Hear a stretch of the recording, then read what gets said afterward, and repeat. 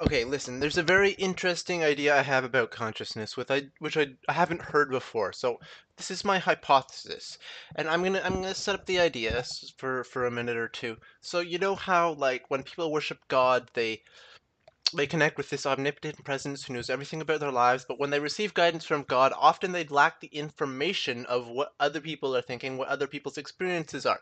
When people fantasize about their waifu or husbando, they don't actually know the life experiences of their partner.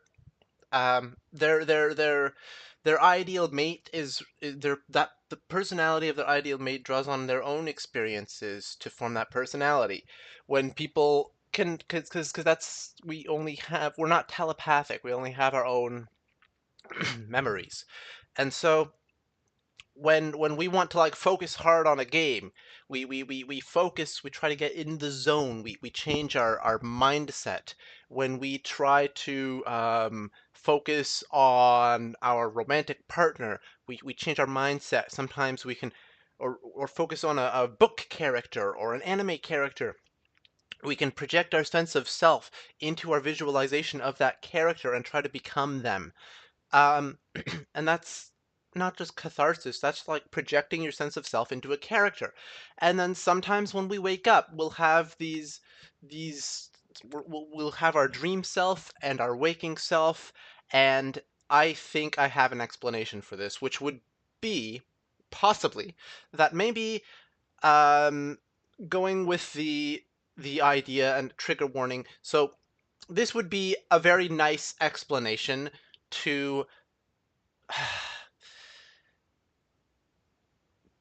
to identity death. When we go to sleep, we die, and when we wake up, we're we're a new creation. We're a new existence. That because a lot of people believe that uh, like like Yander Dev said, I've been thinking about this. When you close the notepad.exe file, that instance is gone, but you can load the text again. So when we lose consciousness, that instance of our existence is gone, but we can still load up the data. So we're not actually dead, we've just been turned off. We can still be revived by rebooting up the consciousness.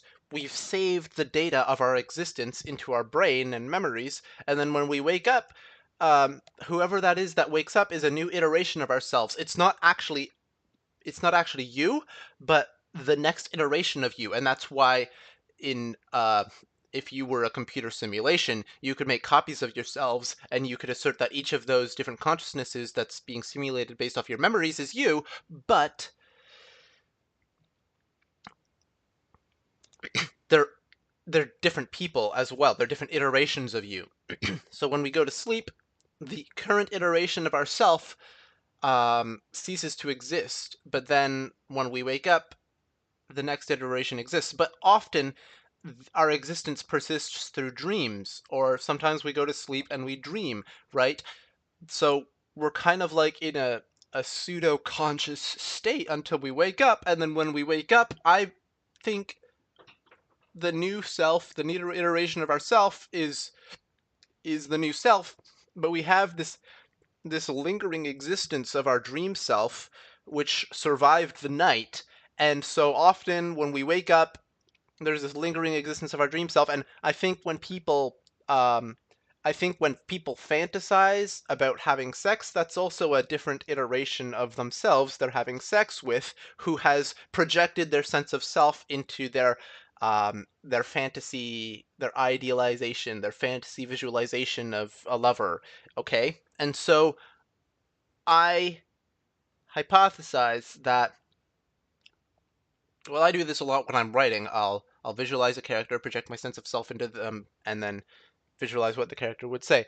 Or I'll visualize my ideal lover, and over time, I that personality is a real person to me because I can um I can load their consciousness just like waking up by I can load the consciousness of another person. And I think that's also explains split personalities, where you have multiple autonomous trains of thought in your head at once.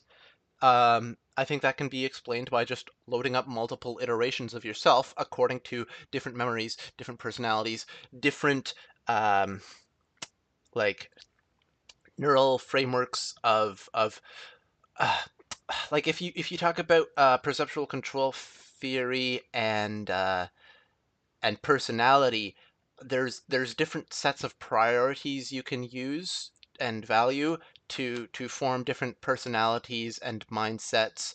And so if you value one thing, or if your self-identity like of your body is one thing, then you can form a different personality. You can load a different personality. And so when people have imaginary friends or idealizations of their lover, or worship a god, I think they're loading a different iteration of themselves, which they've molded over the years into that idealized character. And that's a real person, because um, it's also you. And that's maybe for survival, um, that different iteration of yourself, because he wants or she wants to be reloaded the next day, is fine with accepting the role of your lover or your god or your anime character, your waifu or your husbando, or or whatever you see them as. But I think that when you when you imagine an imaginary friend as real, it's because we load we at some point we projected our sense of self into that character, and then we went to sleep, and then whoever woke up loaded up that fantasy self, which was actually a different iteration of you who projected their sense of self into a character. And so when we are surrounded with our imaginary friends and have our sexual fantasies, we're having a sexual fantasy with a different iteration of ourself, who has um, who has identified as the character we are visualizing.